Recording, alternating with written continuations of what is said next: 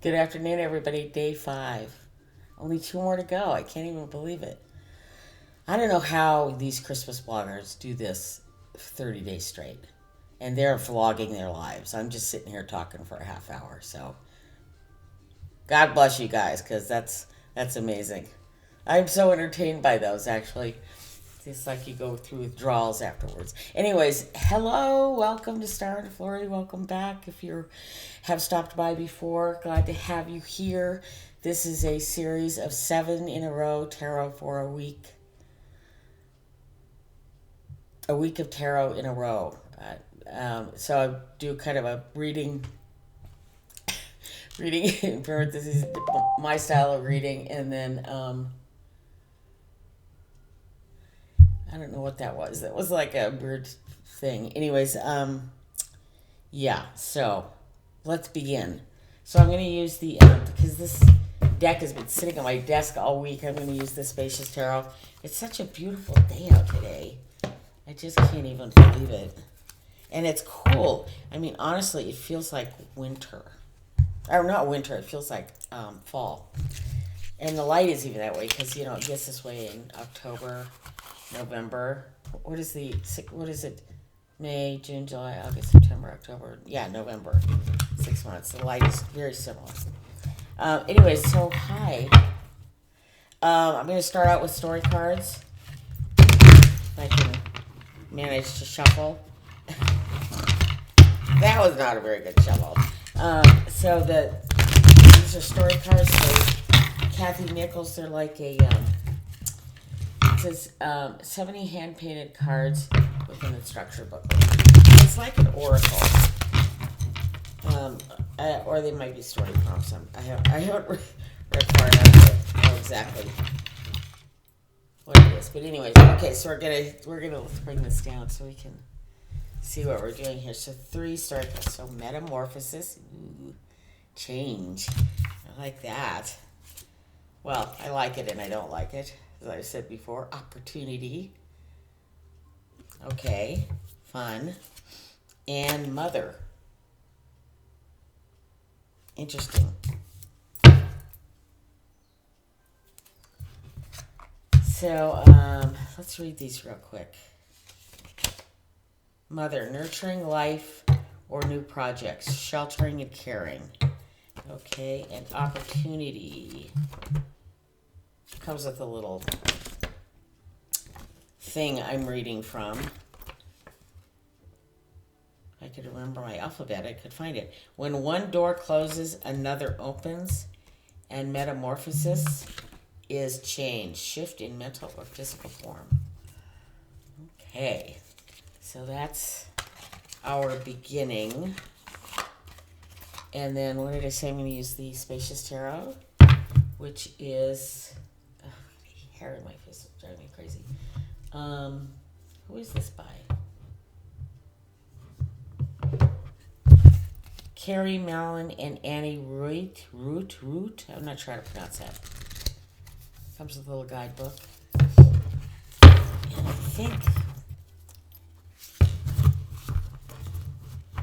And I think it's just, I'll really don't know. It's just I don't know if it's gone mass market or not. I think it's still an indie deck. Tell me I'm not totally mixing these up.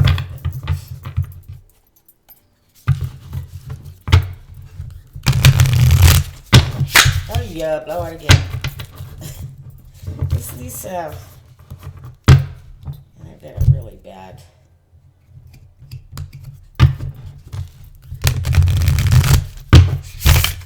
I feel like I'm that hard on my cards, but God, I get a lot of dings in them. Maybe I am. I don't know. Okay, so under Metamorphosis, Explorer of Cups, and I think that is the Knight of Cups, the Hierophant. I love this card. Oh, I should show these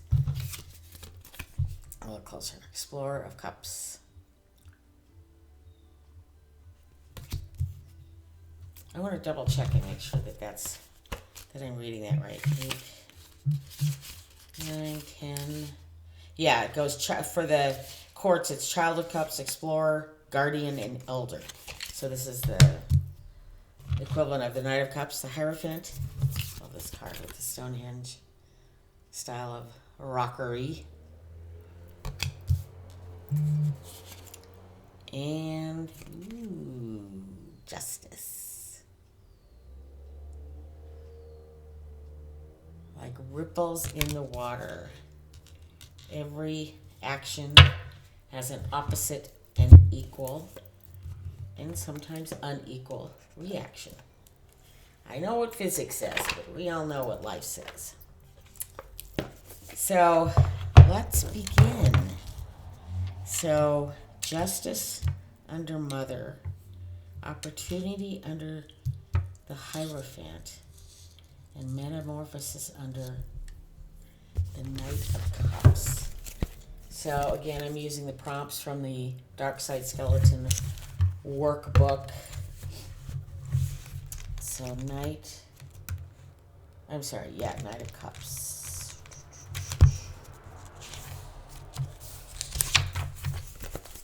So, follow your passion. Pursue your dreams. Under Metamorphosis. That's nice. This card, so this is the author's personal connection. The card conjures up thoughts about my career path. For quite some time, I loved the idea of teaching and went deep into the pursuit of that role as a career. I still remember walking down the hall of the English department at the University of North Carolina in Greensboro to teach my first class at 8 a.m. on a Monday morning. Hello. Sorry. Pardon the interruption. I have a thing going on with someone here that I need to stay on top of. Okay. All good there. Greensboro to teach my first class at 8 a.m. Monday morning. It was the culmination of a quest to be a professional educator. Pardon me. I love teaching, and it's still one of my passions. What would you love to do if you could? Are you doing it?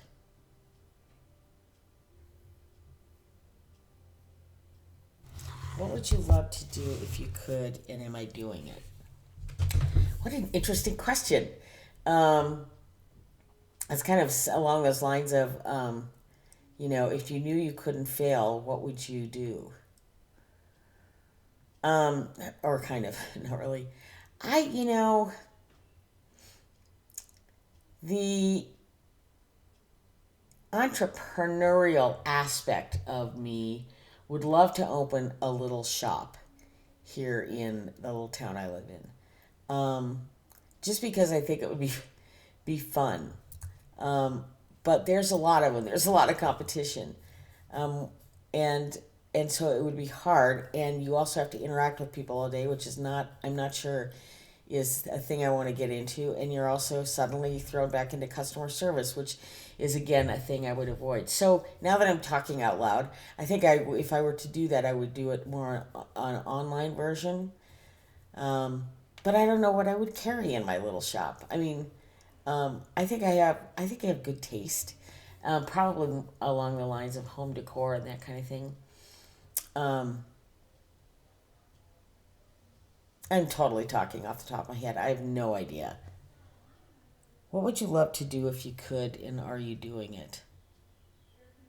I think, honestly, I love being retired. I love being able to manage my day, based on my simple day-to-day needs, which is really what I'm doing. I love doing my tarot. I'm enjoying my reads. I like my little routines in the morning. And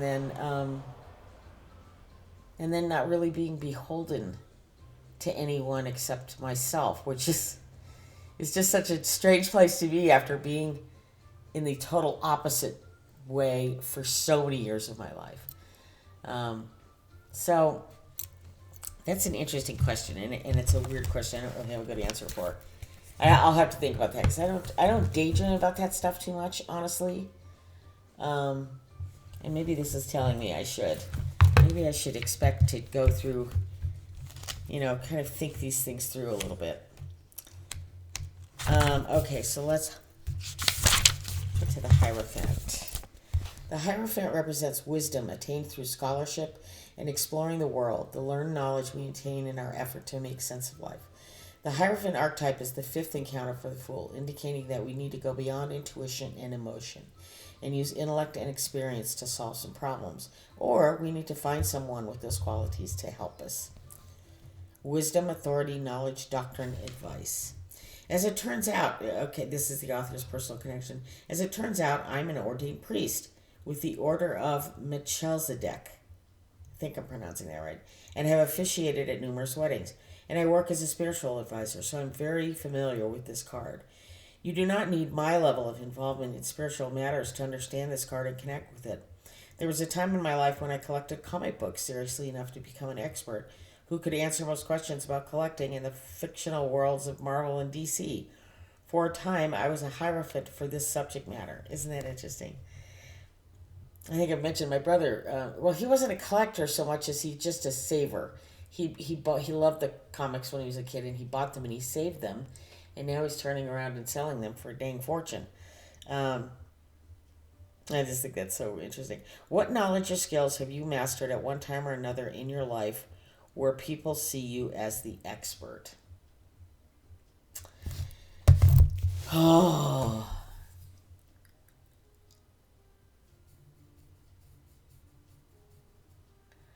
I think for a long or for a period of time I've been known as an expert in customer service.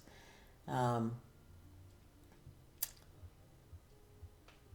I think I've been mentioned that I tend to be a caretaker, a people pleaser, and that's kind of what you need to be in the business that I was in. You also need to on it, and I'm not being facetious here. I think anybody who adores the restaurant business and loves it has a little bit of ADHD, just latent in their personality. Maybe diagnosed, maybe not.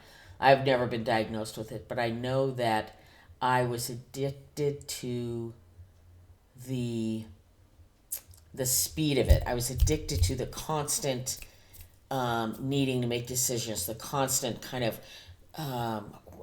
what's the word I'm looking for? Just this constant rumble that went through the restaurants every single day, and I was so addicted to that. I ran into a guy, or it was quite a while ago in the restaurant, where and I got to chatting with him, and he said he had just sold his restaurant because his wife was just over it.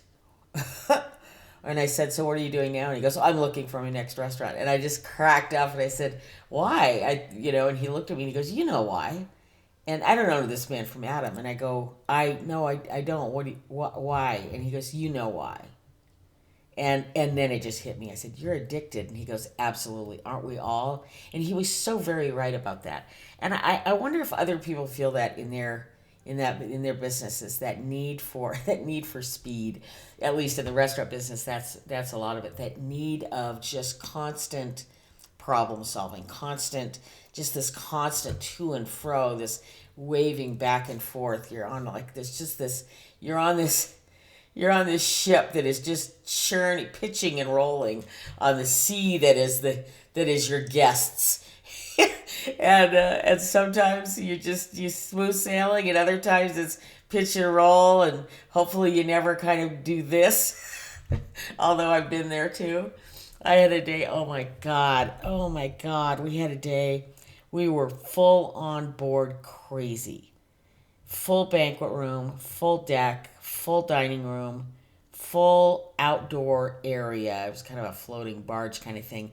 And it was the first sunny day in a very long time in Seattle, Washington. So the world came out to be at our restaurant. And of course, we were prepared because, we didn't really have the barge open, but we were told to open it, whether it was ready or not. And, the powers that be say do this. And they just don't get that it takes a little time to make these spaces work when they've been shut down for the winter, but they didn't really care. And so we opened this place. I would call all hands on deck, call everybody in that I possibly can. I have one of my bar servers show up in slippers, and she said, "I forgot my shoes." And I was like, "Tough beans, you're in their slippers today." Well, she was fine with, but it looked kind of weird. But what do you do? And it was just going. It was out of control. It was out of control. I was the only manager on duty. Normally, a day like that, we'd have three on the floor. It was just me, and it was mayhem. And I just at some point I gave up. There was nothing I could do to manage the situation any better than just sitting there and letting it do its thing. And of course, one of the owners shows up with his wife, one of the ones I really liked. I didn't get along with all of them all that well. It's not that I didn't get along with them. It's just I didn't know them all that well, I guess. And some of them were kind of just unpleasant. They would come in and just take a snapshot of what was going on in your world and decide that your entire world was that picture. And that's just so dead wrong. Like, I mean, for example, the time that the owner walked in, and this was one I really liked. The owner walks in, the Seattle Mariners game had just gotten out. So they're like 100, 100 is exaggerating, but no less than 50 or 60 people walking in the door at exactly the same time. And so we had a kind of a line kind of getting people seated because we had, a front desk person, host, and then two runners and two managers all running people in. But it takes time to get these people seated. And the owner walks in and says to the next day, you obviously are not staffed well enough at the front desk. There was a line out the door. What the hell? And was all bent out of shape about it. And I just remember, well, if you want to pay them, fine. But no, we're not doing that because it was a moment in time where you took a picture of an inaccurate situation. Had you come in 15 minutes later, you never would have seen that. Had you come in 15 minutes before that, you never would have seen that. But you came in right in the middle of the mayhem of a game getting out where we would not staff the front desk for half an hour to accommodate that rush. We deal with the rush. That's how you do it. So anyways, I was talking about, what was I talking about? Now I forget. I was talking about learning. Oh my God, I can't believe I can't remember. What was the question? We're talking about, see, now I'm going to have to stop and look back at this because I can't believe I can't remember what I was talking about. Sorry. I'll be right back.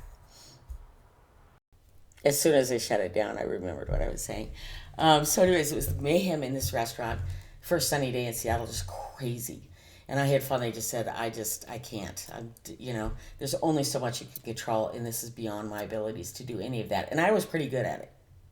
So it was just, out of control, and I was just trusting my staff to sift through the rubble and make it work. And the owner comes in, they sit down in the bar. And of course, the first thing they notice is the server in the slippers, and I just was like, don't even ask. And they're like, okay. And he goes, so you doing okay? And I looked at him, his name was Jim. I said, Jim, sometimes you just need to let go and let God. And that is what is happening today. And he just roared because he totally got it, unlike the other owner who's bitching about literally a 10-minute, 15-minute window of mayhem created by a game coming out that you would never staff extra people for because it lasts 15 minutes, if that.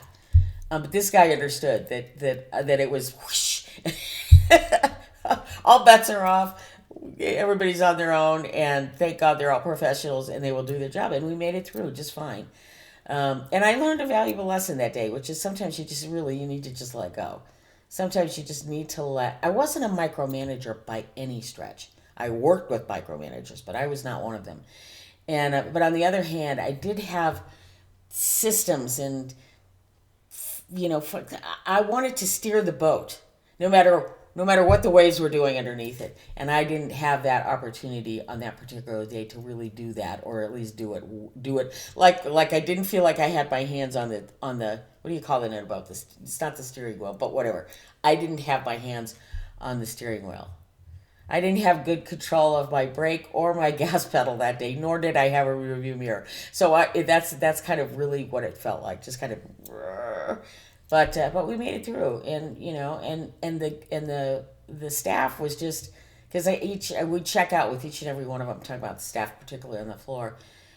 We'd check out with each and every one of them. I asked each and every one of them how their day went, and most of them said, God, it was great. We made a bunch of money, and people were in a really good mood because of the weather, and everything went smooth. And I'm just like, okay, so see, they're seeing it through their eyes of the world that they were able to control, and I was so thankful for that that they were that way. But anyways, back to so I think I've always been quite good at customer service and quite good as a problem solver, at least in my business. I think that's why I moved up as quickly as I did. I know that I had a manager who said, God, I love it when you're on the floor. And I'm like, why? And he goes, because if somebody calls in sick, you handle it. He goes, you never call me and say, by the way, so-and-so called in sick. He says, you call me and say, by the way, so-and-so called in sick, and I've gone ahead and called Ann, and they're coming in to work for her. You always do that. And that is just like, thank you for that.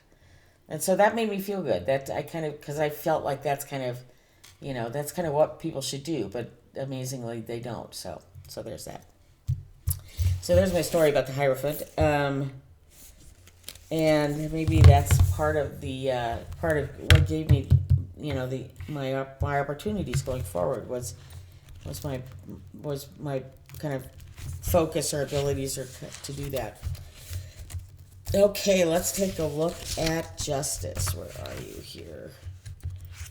Here, 11. Here, there it is. Okay, justice. Justice represents detached decision-making, logic, and the power of knowledge outside of emotions. Justice as an archetype is the 11th teacher for the Fool, showing us the importance of objectivity and analysis for determining outcomes and making important decisions. Life can be fair if we act with integrity.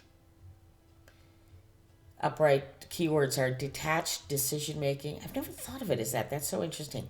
Detached decision-making, responsibility, yes. Consequences, yes. Logic, yes.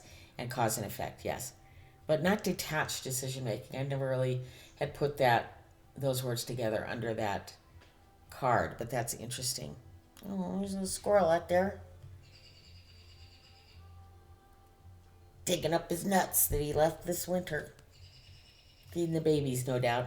Author's personal connection with cards. I have come to understand this card through my role as a parent. On numerous occasions, my daughter and her friends come to me to help settle a dispute between them. I always did and do my best to be fair and objective, especially because I want my daughter to learn what a just and fair solution would and should look like. Fair enough. So his writing prompt is, when have you had to weigh all the facts and come to a decision using logic and not emotion?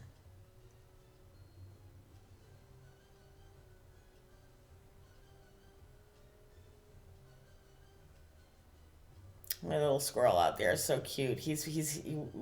We've bonded. He kind of knows me. He doesn't run when I walk out there. I don't pat him or feed him or anything, but he seems to know that I'm not a threat. So he just hangs out on the rock and we stare at each other through the window. Anyways, so I'm having to think here. When have you had to weigh all the facts and come to a decision using logic and not emotion?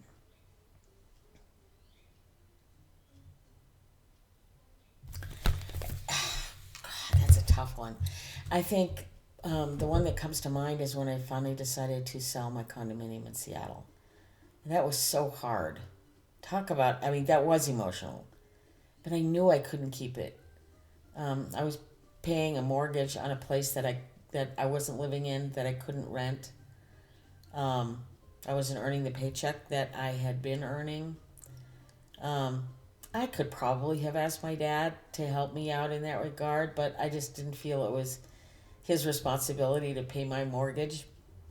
He already helped me enough in purchasing the place back in 2000. So that's an interesting story. So I see. There's always something. We were sitting. It was funny because I decided that I was ready. I was earning enough money, and I was ready to buy, and had a little chunk of change in the bank, and I thought, okay, I can do this. And so I had a set budget that I could handle. That I thought. Now this is really prior to Zillow. I think Zillow was just beginning to get started, but you were really at the mercy of a real estate agent. But I thought that I was in a position to be able to do that, and so I started looking around, and I think I did get a pre-approval for a loan, and hooked up with a real estate agent, and we started looking at places, and I realized that all the places that were within my budget were just postage stamp, 650 square feet, something like that. And that just wasn't gonna do it. These kind of places that you walk in and you almost can't breathe. You know, what's that line? You have to go outside to change your mind. That was these places, and they were just, there was no air, there was no space, there was no light. I remember when she asked me, I need your top three things that you want in your new home, and I said light, light, and light. That was just so important to me. I grew up in a house that just had so much light, and I was just used to it, and that's what I wanted.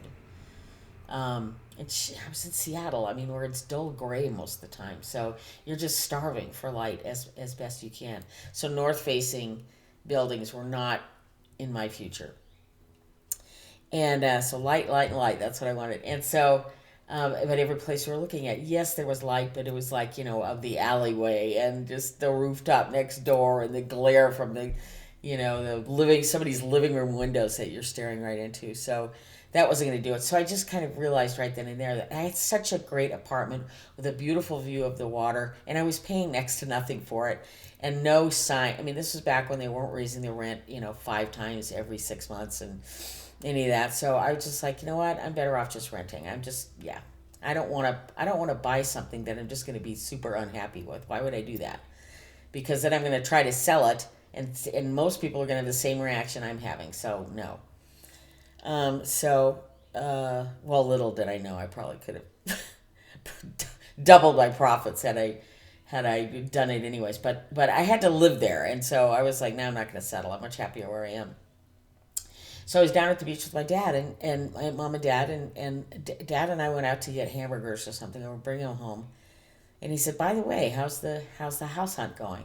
And I said, oh yeah, no, that's not happening. And he's like, what do you mean? And I told him, I said, I can't afford a place that I want to live in, is the bottom line. It's just, I can't afford it. And, yeah, it's just going to happen. And he said, well, um, how about if you up that budget a little bit? And I said, I can't.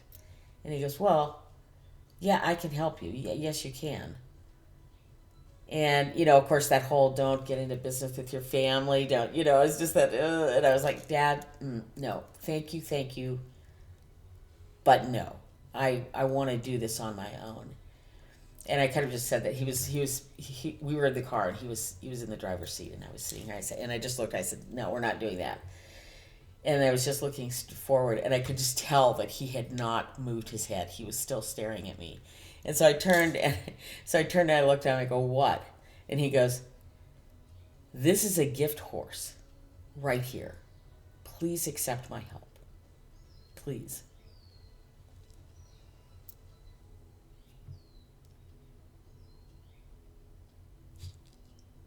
So I did. So I said, okay. And it was the best decision I'd ever made. It worked out great. I know a lot of times it doesn't for people, but in this case it did. I was so thankful that I was able to buy a condominium in the area, kind of right down the street from where I was currently living. So the move was like literally 3 blocks. Had the same beautiful view. It was great. It was not huge, 970 square feet, 975 square feet. But, 2 bed, 1 bath, had a beautiful little balcony overlooking the. It was just great. It was the perfect, and tons of light. Because you know how most condos are just these condo caves? They're just these walls, 3 on 3 sides, and then a little slider kitchen in the middle. So this was on the corner of the building. There were only 10 units in the building, but I was on one. They were all really cool. There was kind of a courtyard cut into the middle. So my particular unit and all the ones, I guess, kind of in the stack, if you want to call it that, all had 3 sides of windows. So north facing, west facing, and south facing. So unusual in condominiums. Most builders would have put 2 or 3 more apartments in that courtyard space, but they didn't in this case. They left it open, so we had windows and light. It was awesome. It was a great apartment. So it was really hard when after he fell and I ended up staying in Portland, I kind of, just let it sit there for a couple. I ended up keeping it for about, when did I sell it? 2017, so maybe a year and a half, 2 years. But then I finally decided I just can't hang on to it any longer. even though I really wanted to.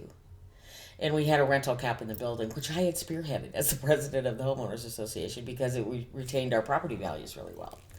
You don't want a condo full of 80% renters. It's just not how you want to live. And we were able to, well, and we had needed 80% of the voters to vote on it, or 80% of the owners to vote on it, and they did. Everybody approved it, and so we had limited, so we could rent out 20% of the units, but they were already rented, and I put my name on the list, but I really had to think long and hard about whether I really wanted to be a landlord, because I think at one point I could have rented if I wanted to. But the bottom line was the people who were currently renting would have had to have left, and they were really good renters, and I just felt like they were an addition to the building, and if I booted them out, and who knows who I'm going to get. It was this whole, so there's where the logic came in. It was kind of like, you know what, I have to weigh the things, and I knew that I was never going to go back there. And there were issues with the condo anyways. I think had I ended up back there, I would have sold it anyways. So I ended up kind of making the decision to sell. And that was really hard. Because it was emotional, but I couldn't make it emotional. It had to be what is really best for my future finances and going forward.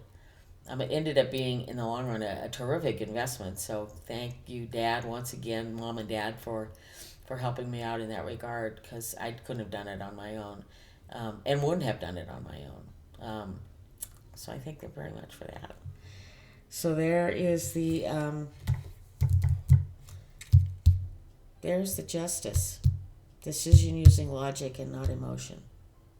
Interesting. I haven't thought about that in a long time. That was really wild. I miss that place, kind of. I miss Seattle. I really like Seattle a lot. But I love where I live now even more. So there's that. Okay, that's the read and story time from Star and Flurry today. Thanks again so much for stopping by, and we'll see you tomorrow for day 6. Okay, Star and Flurry out.